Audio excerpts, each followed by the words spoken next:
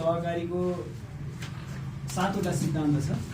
त्यो 7वटा सिद्धान्त मध्ये हामी आज 5औं सिद्धान्तलाई अवलम्बन गरिरहेका छौँ। 5औं सिद्धान्त अन्तर्गत सहकारी शिक्षा तथा तालिम भन्ने छ। त्यो सहकारी शिक्षा तथा तालिम भनेको अनवरत रूपमा भइरहनुपर्छ। कन्टिन्युअस एजुकेसन प्रोग्राम भन्ने कुरा चाहिँ कोअपरेटिभको एउटा सिद्धान्त हो क्या। त्यो सिद्धान्त अन्तर्गत आज हामी बसिरहेका छौँ र विशेष गरी यो पल्स अनुगमन प्रणाली चाहिँ बचत तथा ऋण, जसलाई वित्तीय सहकारी संस्था भनिन्छ, जसले बचत तथा ऋणको कारोबार गर्छ, ती सहकारी संस्थाहरूले चाहिँ आफूले गरेको जुन वार्षिक एक्टिभिटिजहरू अथवा मासिक एक्टिभिटिजहरू जुन छ त्यसलाई चाहिँ मोनिटरिङ गर्ने त्यो वित्तीय औजार हो। एक किसिमको एउटा टुल्स हो, फाइनेन्सियल टुल्स भनेर भनिन्छ यसलाई। फाइनेन्सियल टुल्स भनेको वित्तीय औजार, जसले चाहिँ तपाईँको संस्था कतिको स्ट्रङ छ, कतिको विक छ भन्ने कुरा चाहिँ यसले हेर्छ। त्यो हेर्नको लागि आज हामी यो पल्स मोनिटरिङ सिस्टम भन्ने विषयमा अध्ययन गर्न गइरहेका छौँ। र विशेष गरी संस्था अथवा कुनै पनि संस्थाको पल्स स्टेटमेन्ट, फाइनेन्सियल स्टेटमेन्ट भनेको के हो? पल्स बुझ्नुभन्दा अगाडि वित्तीय विवरण बुझ्नुपर्छ। वित्तीय विवरणहरू भने के हो? ल भन्नुहोस् त तपाईँहरू, वित्तीय विवरण भने के? फाइनेन्सियल स्टेटमेन्ट भित्र के पर्छ? एउटा कुनै पनि संस्थाको वित्तीय विवरण भने के? त्यो कस्तो हुन्छ? त्यसको ढाँचा के हुन्छ?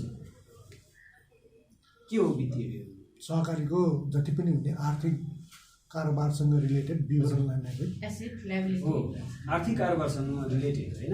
मतलब चाहिँ तपाईँले गरेको कारोबारलाई एउटा कुनै निश्चित समयमा त्यसले दिने आउटपुट जुन हुन्छ त्यसको समराइजलाई चाहिँ हामी वित्तीय विवरण भन्छौँ। वित्तीय विवरण भनेको चाहिँ लेखाको, अकाउन्टिङको अथवा तपाईँले गरेको आर्थिक कारोबारको सारांश रूपलाई चाहिँ हामी के भन्छौँ भन्दाखेरि वित्तीय विवरण भन्छौँ। त्यो वित्तीय विवरण चाहिँ के हुन्छ त भन्दाखेरि हामी हरेक दिन वित्तीय विवरण तयार गरिरहेका हुन्छौँ। अहिले सफ्टवेयरले त एभ्रिडे वित्तीय विवरण तयार गर्छ। अब सबभन्दा पहिला वित्तीय विवरणभित्र के पर्छ त भन्दाखेरि वित्तीय स्थिति विवरण पत्र, जसलाई हामी वास्लात भनेर भन्छौँ। अहिले चाहिँ वास्लात भन्ने शब्द प्रयोग हुँदैन है। यो अन्तर्राष्ट्रिय क्षेत्रमा नै यसलाई चाहिँ के भनिन्छ त भन्दाखेरि स्टेटमेन्ट अफ फाइनेन्सियल पोजिसन भनेर भनिन्छ। स्टेटमेन्ट अफ फाइनेन्सियल पोजिसन, जसलाई चाहिँ वित्तीय स्थिति विवरण पत्र भनेर भनिन्छ। पुरानो नाम हो यो ब्यालेन्स सिट होइन, तर त्यो पनि चलिरहेकै छ। तर अलिकति अहिले यसलाई मोडर्नाइजेसन भएर आएको छ। हामीले पढ्दाखेरि वास्लात भनेर पढ्थ्यौँ, अब अहिले चाहिँ स्टेटमेन्ट अफ फाइनेन्सियल पोजिसन भनेर भन्छ है। अर्को छ स्टेटमेन्ट अफ फाइनेन्सियल पर्फर्मेन्स, जसलाई चाहिँ सञ्चालन नतिजा विवरण, जसलाई हामी आय विवरण अथवा प्रफिट एन्ड लस एकाउन्ट भन्छौँ है। प्रफिट एन्ड लस एकाउन्ट, यसलाई चाहिँ स्टेटमेन्ट अफ फाइनेन्सियल पर्फर्मेन्स भन्छ है। त्यो के हो त्यसको बारेमा अहिले पछि फेरि म बताउँछु इन्डिभिजुअल।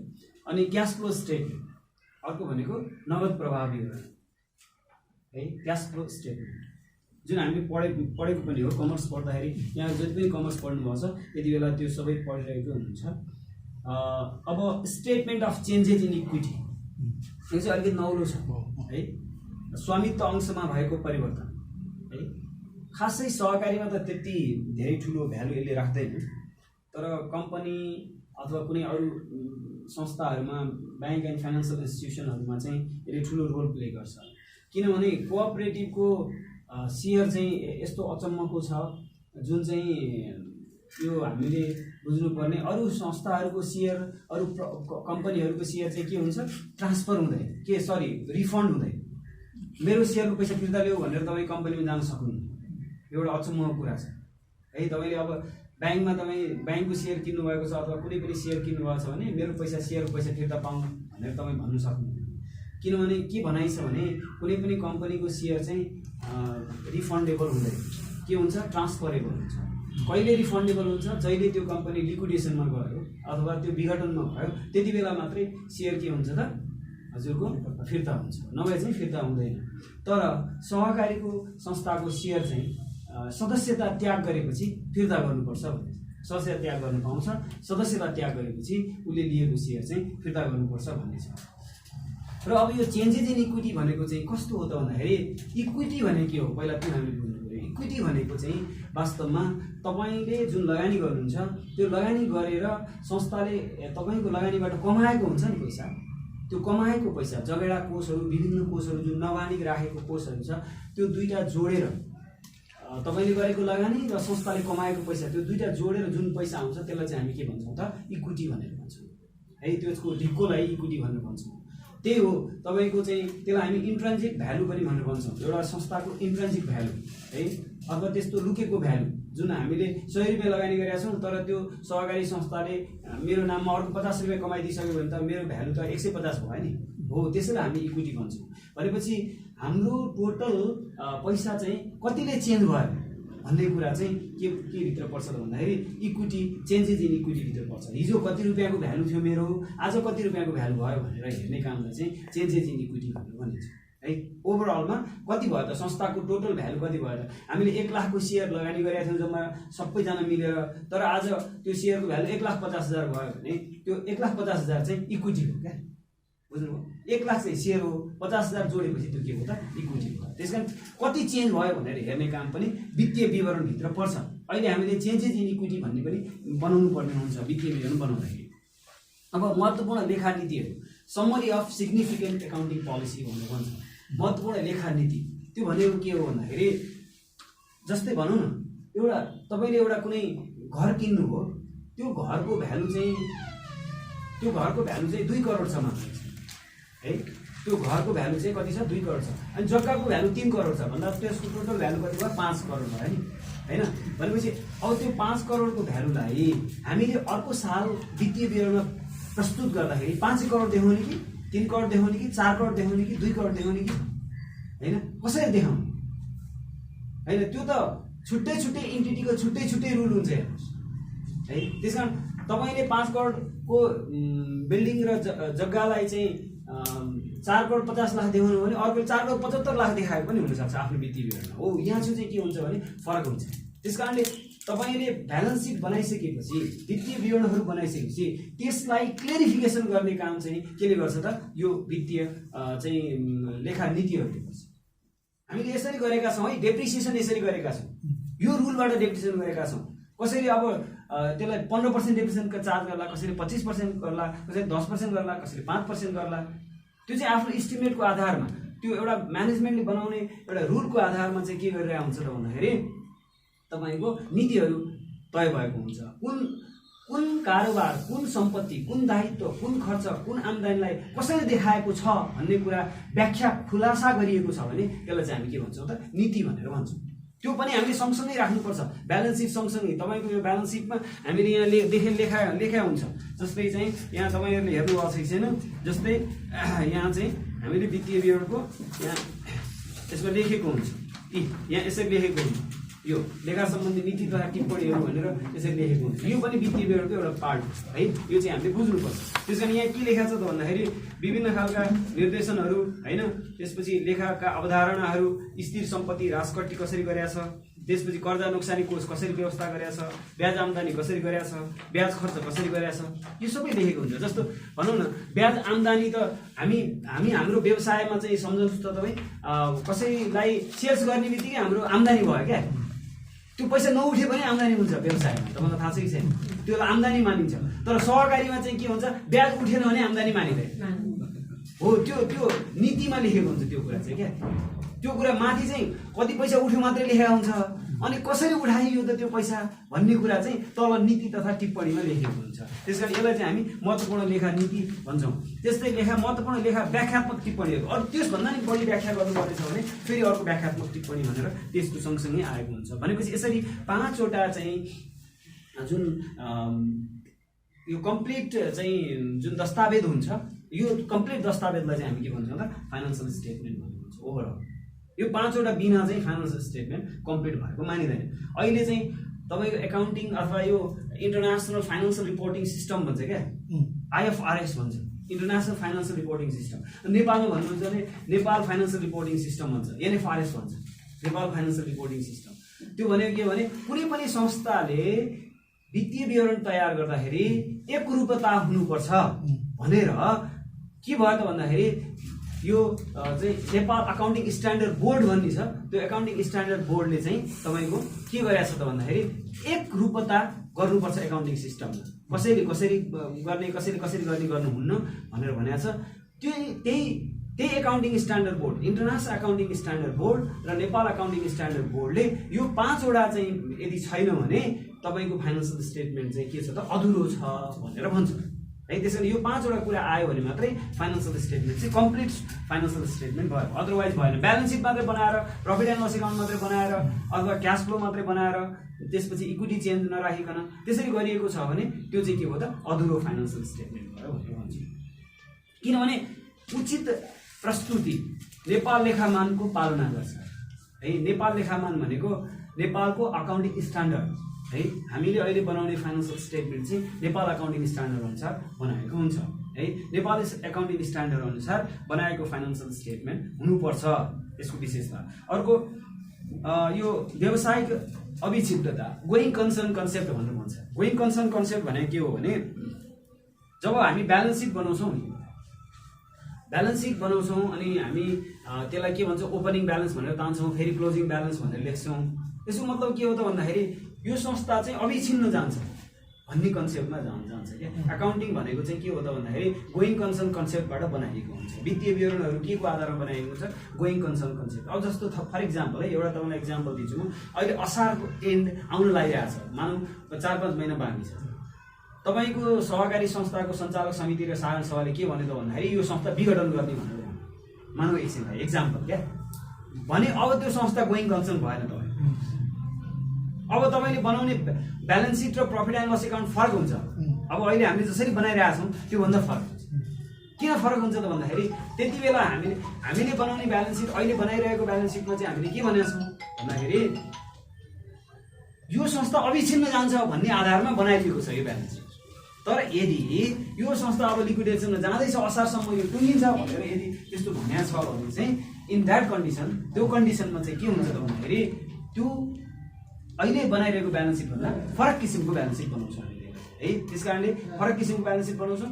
त्यो गोइङ कन्सर्न कन्सेप्ट भन्दा फरक कन्सेप्टबाट हामी ब्यालेन्स सिट बनाउँछौँ। त्यसपछि अब अर्को छ एक्रुअल बेसिस। एक्रुअल बेसिस हेर्नुहोस् है, अब यहाँ एकाउन्टिङ टर्ममा नि यो एउटा कुरा अत्यन्त इम्पोर्टेन्ट छ क्या। जस्तो तपाईँहरूलाई थाहा छ नि, यो एकाउन्टिङ पढेको मान्छे चाहिँ अलिअलि बुझ्छ, एकाउन्टिङ नपढेको मान्छे चाहिँ यो अर्थात् गाह्रो। जस्तै भनौँ न, मैले कसैलाई 1000 रुपियाँ पेमेन्ट गरेँ भने त्यो खर्च हो कि होइन? सबै पेमेन्ट खर्च हुँदैन, यहाँ बुझ्नुपर्ने कुरा क्या। सबै पेमेन्ट के हुँदैन? खर्च हुँदैन। सबै रिसिप्ट आम्दानी हुँदैन, यो कुरा बुझ्नुपर्छ क्या। एकाउन्टिङ पढेको मान्छे चाहिँ यो बुझ्छ, अनि एकाउन्टिङ नपढेको मान्छेले चाहिँ पेमेन्ट भएपछि खर्च भयो भन्ने ठान्छ क्या होइन। यो अलिकति फरक छ क्या। त्यस कारणले अलिकति हामीले बुझ्नुपर्ने कुरा चाहिँ के छ भन्दाखेरि सबै पेमेन्टहरू खर्च होइनन्, सबै रिसिप्टहरू प्राप्त भएको कुराहरू आम्दानी होइन। किनभने प्राप्त भएको कुरा दायित्व पनि हुनसक्छ है, दायित्व पनि हुनसक्छ। आम्दानी नभएर के हुनसक्छ? दायित्व पनि हुनसक्छ। अनि प्राप्ति के हुनसक्छ? हाम्रो सम्पत्ति उठेको पनि हुनसक्छ, त्यो पनि प्राप्ति हुनसक्छ। हामीले कसैलाई ऋण दिएको थियौँ, त्यो उठ्यो भने त्यो आम्दानी हो त? ऋण उठे आम्दानी हुन्छ नि? हुँदैन नि होइन। त्यस कारणले के हुन्छ भने हामी के सम्झनु पर्यो भन्दाखेरि पैसा आउँदैमा त्यो आम्दानी हुँदैन, पैसा जाँदैमा त्यो खर्च हुँदैन क्या होइन। त्यो चाहिँ हामीले बुझ्नुपर्छ हो। त्यस कारण यहाँ के भन्छ भन्दाखेरि खर्च भने त्यो हो जसको एगेन्स्टमा, सुन्नुहोस् है, जसको एगेन्स्टमा जब तपाईँले पेमेन्टको एगेन्स्टमा कुनै चिज प्राप्त गर्नुभयो वा कुनै सेवा लिइसक्नुभयो भने त्यति बेला मात्रै हामी के भन्छौँ त? खर्च भन्छौँ। कुनै सेवा लिइसकियो अथवा कुनै चिज प्राप्त गरिसकियो भने त्यति बेला मात्रै खर्च हुन्छ। त्यसको एगेन्स्टमा, त्यो पेमेन्टको एगेन्स्टमा हुनु पर्यो है। पेमेन्टको एगेन्स्टमा कुनै चिज प्राप्त गर्नु, जस्तै पहिला ऋण दिनुभएको थियो, अहिले ऋण उठाउनु हो, केही प्राप्त भयो त? भएन नि, सम्झनुहोस्। त्यस कारण त्यो खर्च आम्दानी होइन। तपाईँले बचतकर्ताहरूसँग के लिनुभएको थियो? बचत दिनुभएको थियो, त्यो बचत फिर्ता गर्नुभयो, त्यो खर्च हुन्छ त? हुँदैन नि। एगेन्स्टमा केही पनि आएन नि भनेपछि एगेन्स्टमा केही आउँछ भने खर्च हुन्छ, तत्कालै आउँछ भने, आइसकेको छ। अनि कस्तो हुन्छ भने हेर्नुहोस् है, त्यस्तो पेमेन्ट मात्रै खर्च हो जुन पेमेन्ट चाहिँ तपाईँले सेवा लिनुभयो वा तपाईँले वस्तु प्राप्त गर्नुभयो है, त्यो खर्च हुन्छ है भने। अब अर्को इम्पोर्टेन्ट कुरा के छ भने पेमेन्ट नगरे पनि खर्च हुन्छ क्या। सेवा वा वस्तु प्राप्त गर्नुभयो तर त्यसको बदलामा केही पनि दिनु भएन भने पनि त्यो खर्च हो, एक्सपेन्सिभ हो। यही सिस्टमलाई एक्रुअल बेसिस एकाउन्टिङ सिस्टम भनिन्छ। अब के गर्नुपर्छ त एकाउन्ट्समा भन्दाखेरि हामीले यही कुरा गभर्मेन्ट एकाउन्टिङ सिस्टममा मिल्दैन। गभर्मेन्ट एकाउन्टिङ सिस्टम चाहिँ एक्रुअल छैन, क्यास बेसिस एकाउन्टिङ सिस्टम हो। त्यहाँ चाहिँ पेमेन्ट गरेपछि खर्च हुन्छ, पैसा आएपछि आम्दानी हुन्छ। त्यहाँ सिद्धो कुरा, त्यहाँ अर्को केही पनि विकल्प छैन। तर हाम्रो एकाउन्टिङ सिस्टममा चाहिँ के हुन्छ भन्दाखेरि आम्दानी भनेको त्यो हो जुन हामीले के त त्यसको एगेन्स्टमा अब केही दिनुपर्ने अवस्था छैन, त्यो हामीले पायौँ सिद्धो होइन। जस्तै इन्ट्रेस्ट पायौँ होइन, जस्तै हामीले चाहिँ कुनै वस्तु बेचेर केही चिज पायौँ भने त्यस्तो अवस्थामा के हुन्छ त हाम्रो इन्कम हुन्छ।